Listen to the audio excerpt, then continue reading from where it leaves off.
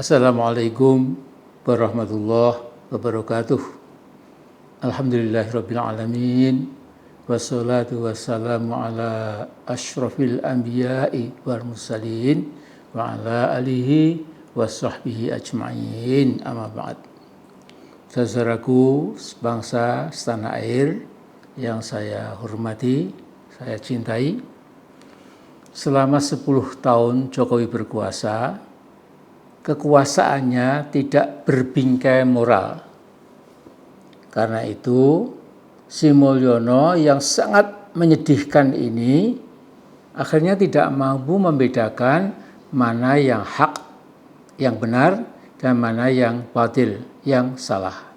Jadi Mulyono, si pedagang kayu dengan strategi pengibulannya, berpenampilan, maaf ya, peloror atau pelongo-pelongo, berpakaian sederhana dan berlagak pilon, ternyata dia itu seorang monster yang sangat jahat.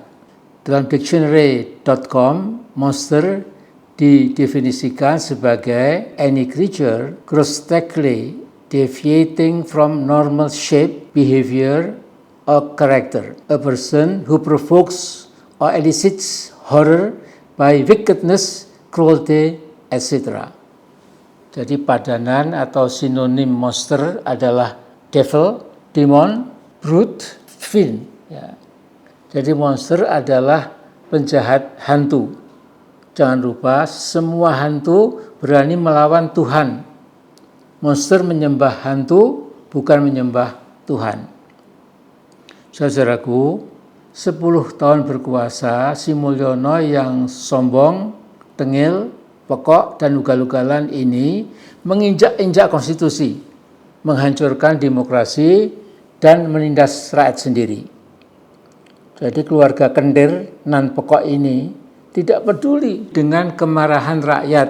Nah, Gibran, pendekar Fufu Fafa, dan Kaisang, bocil yang isi kepalanya persis sama dengan abangnya, yaitu isinya serba pornografi dan menantang kita semua. Bayangkan keduanya berpakaian kaos hitam bergambar siluet bapaknya dan kaos bertuliskan Putra Mulyono. Ini betul-betul menantang kita. Keduanya monster muda ini terang-terangan sedang menantang dan mengejek bangsa Indonesia. Seolah-olah dua-duanya ini mengatakan, "Hei bangsa Indonesia, mau apa kalian?" Hal itu betul-betul luar biasa, ya. Jadi saya tidak bisa mengekspresikan dengan kata-kata betapa sombongnya, betapa ya kementusnya ya anak-anaknya Mulyono ini. Ya. Nah, keluarga Mulyono sudah benar-benar lenyeng, bergerak bebas tanpa patokan, mabuk berat kekuasaan. Sama sekali tidak sadar secuil kekuasaan yang dititipkan oleh Allah yang Maha Esa dan Maha Kuasa dapat dicabut sewaktu-waktu, dan pemilik cuilan kekuasaan itu bisa dihempaskan, dan jadilah mereka manusia yang hina dina. Jadi bahan ketawaan dan cemooh rakyat Indonesia.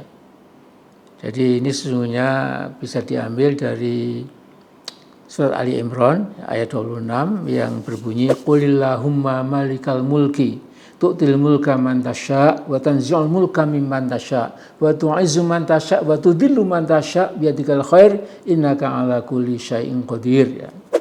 Nah, sementara itu saya ingin saling mewasiatkan dengan adinda yang saya kenal sejak awal reformasi, ya, yaitu Habib Abu Bakar Al-Habsyi yang kini jadi sekjen PKS. Dia menyatakan pada hari Ahad 22 September kemarin di Jakarta, kekuasaan memang indah kawan-kawan. Nah, saya setuju, kekuasaan bukan saja indah, melainkan juga bisa mengantarkan penyandang kekuasaan ke surga Jannatun Naim. Tetapi ada syaratnya. Syaratnya selama kekuasaan itu digunakan untuk menegakkan keadilan dan memberantas kezaliman. Nah, saya pernah membuat ungkapan bahwa penguasa yang baik, yang memegang teguh keadilan dan selalu berusaha melenyapkan kezaliman, besok di akhirat akan dibuatkan malaikat jalan tol ke surga, ke Jannatul Firdaus atau Jannatul Naim. Sebaliknya, yang menyalahgunakan kekuasaan dibuatkan jalan tol oleh malaikat ke neraka Jahanam atau neraka Jahim. Karena selama berkuasa di dunia, mereka menjadi monster, penggilas keadilan dan penegak kezaliman, baik kezaliman sosial, ekonomi, politik, dan lain sebagainya. Nah, saudara-saudaraku sebangsa tanah air, di dunia ini ada wanita penguasa dari Vietnam Selatan, yang berpendapat kekuasaan itu indah secara total. Kekuasaan itu indah, bukan saja beautiful, tetapi juga wonderful. Dia bilang, power is wonderful, total power is totally wonderful. Nah, ini memang wanita bejat akhlaknya. Memang dia kejam sekali ya, waktu dia menjadi salah satu penguasa di Vietnam Selatan ya. Dan saya kira kekejamannya itu jauh melampaui Mulyono ya. Saya kira Mulyono belum bisa mengalahkan kekejamannya, tapi kita belajar dari dia ya. Jadi perempuan yang mengatakan kekuasaan itu indah dan kekuasaan total juga total keindahannya, namanya Madame Nu. Madam yang satu ini keponakan Presiden Ngo Dien Diem. Presiden Vietnam Selatan ini sangat kejam, membunuh rakyatnya sendiri yang beragama Buddha dengan bantuan CIA. Dia jadi presiden Vietnam Selatan antara 1955 sampai 1963. Dia beragama Katolik tetapi mengingkari ajaran pokok agamanya yang mengajarkan kasih sayang pada sesama manusia.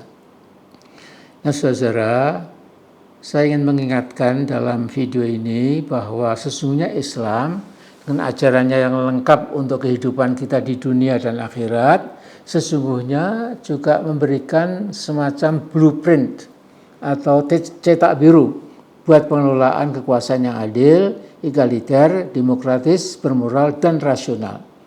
Jadi saya seyogiakan, saya anjurkan para pemimpin dan politisi muslim sebaiknya mempelajari berbagai doktrin Quran dan Sunnah tentang bagaimana cara mengelola kekuasaan. Akhirnya tinggal 23 hari lagi Pak Mulyono berkuasa. Terlalu banyak anak-anak bangsa berharap setelah 20 Oktober nanti Mulyono alias Jokowi keluarga bisa digiring masuk penjara demi tegaknya keadilan dan juga supaya presiden-presiden yang akan datang tidak lagi melakukan kesalahan fatal seperti yang dilakukan oleh saudara Mulyono atau Jokowi. Amin amin ya mujibas sa'ilin. Ya. Nah, saya akan menambahkan sedikit saja. Bila ada yang benar dari apa yang saya katakan, tentu datanya dari Allah SWT. Tapi bila ada yang salah, tentu dari saya sendiri, ya, Al-Faqir Amin Rais, dan semoga Allah berkenan mengampuni saya. Jadi saya kira begitu dulu. Wallahu a'lam bishawab. Assalamualaikum warahmatullahi wabarakatuh.